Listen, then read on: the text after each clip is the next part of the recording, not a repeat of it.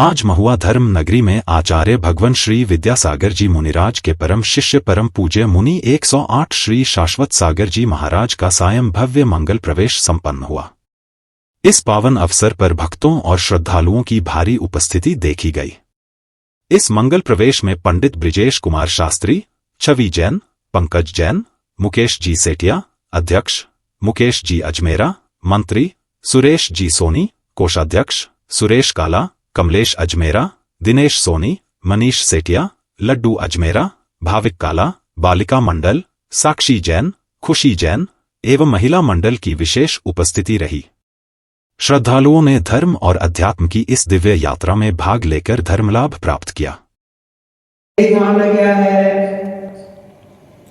जिसने राग देशिका मान इधर ध्यान। 12 मामला क्या है? मुनि सकल प्रति बड़ भागी, भव भोगन ते वैरागी, वैराग को पावन माई, चिंतो अनुप्रेक्षा भाई। छह ढाला में है। इन्हें चिंतत सब सुख जागे, जिन्हीं ज्वलन पवन के लागे, जब ही जिए आत्म जाने, तब ही जिए से सुख ठाने। हमने आत्मा को जानने की कभी खोज नहीं की, कभी प्रयत्न नहीं किया। हम सब धन के कमाने में लगे रहते हैं और उससे 5 इंद्रियों के भोगों में फंसे रहते हैं। ये मन यद्यपि ज्ञान को चाहता है, मन का स्वभाव ज्ञान प्राप्त करने का है, लेकिन ये इंद्रियां जो 5 इंद्रियां 5 हिस्सों की तरफ भागती हैं और मन को आकृष्ट करती है। मन एक पति है और 5 इंद्रियां उसकी पत्नियां हैं। वो अपनी तरफ खींचती, वो अपनी तरफ खींचती, वो अपनी तरफ, उस मन को उसी में फंसाए रहती है और वो कभी भी ज्ञान का उपयोग, ज्ञान का अर्जन नहीं कर पाता। अज्ञानता को तो करता है, अज्ञान का अर्जन करता है, पाप का आश्रय कर लेता ज्ञानता के कारण। सारे दुख का कारण क्या है? अज्ञान। ये जीव ज्ञान में कभी लगता नहीं। क्या देखो, सारे स्कूलों में कॉलेजों में जो पढ़ाइयाँ होती हैं वो सब अज्ञान को बढ़ाने वाली है। क्यों? सब अर्थ प्रधान है, धन प्रधान है। आज की शिक्षा धन को कमाने के उद्देश्य से पढ़ाई जाती है और चारित्र उसमें नष्ट होता है। आचार्य कह रहे चारित्र खलु धम्मो, सुख कैसे आएगा? चारित्र से आएगा, वो भी समीचीन चारित्र हो, सम्यक ज्ञान वाला चारित्र हो, सम्यक दर्शन वाला चारित्र। वो सब मंदिर हम इसलिए आते हैं, दर्शन पूजन इसलिए करते हैं कि हमारी आस्था भगवान के प्रति सुदृढ़ हो जाए।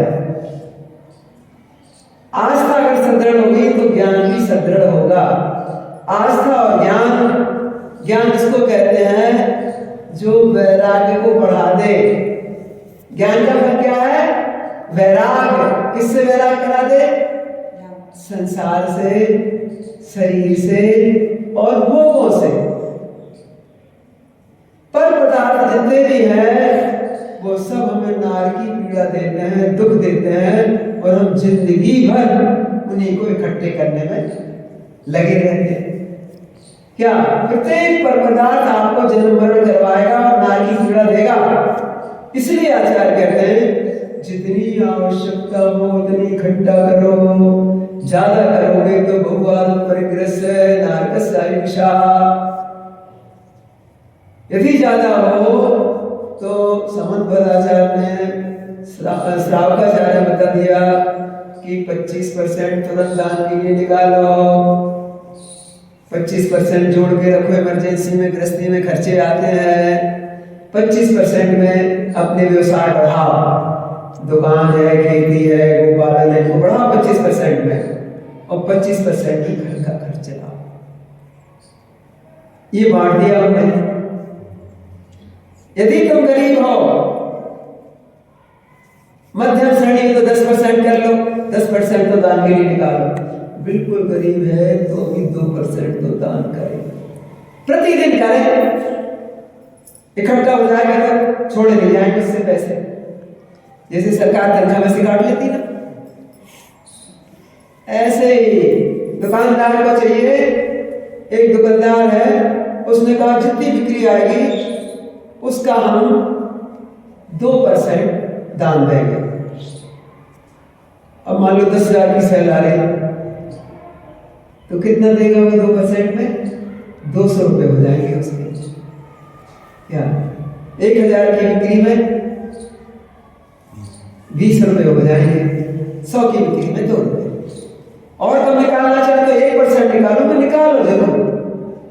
बिगर दान के आचार्य तो ये कहते हैं, आज जो भी लोग बड़े आदमी हैं उन्होंने पूर्व में बहुत दान दिए हैं, परोपकार किए हैं, गरीबों की सेवा की है, माता पिता की सेवा की है, पात्रों को मुनियों को आहार दान दिया, भैया जी, इसके कारण धन आता है। केवल पुरुषार्थ से धन नहीं आता, साता वेदनी कर्म होना चाहिए साथ में, अर्थात पुण्य का उदय होना चाहिए साथ में, तो आएगा, नहीं तो नहीं आएगा। क्या हम सारा जीवन धन इकट्ठे करने में होते हैं, जबकि उसी को छोड़ के जाना पड़ता है।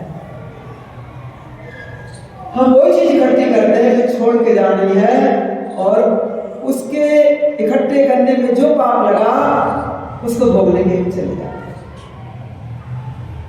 हैं। इसलिए आचार्यों ने कहा कि एक उम्र के बाद तुम वानप्रस्थ आश्रम में आ जाओ, सब लड़कों को सौंप दो। खेती है, दुकान है, गोपालन है, सब लड़कों को सौंपो। हमने लड़के किए ही नहीं, लड़के हैं ही नहीं, लड़की है, अब क्या करें? लड़के तो किसको सौंपे? तो आचार्य कहते हैं कि जिस आश्रम में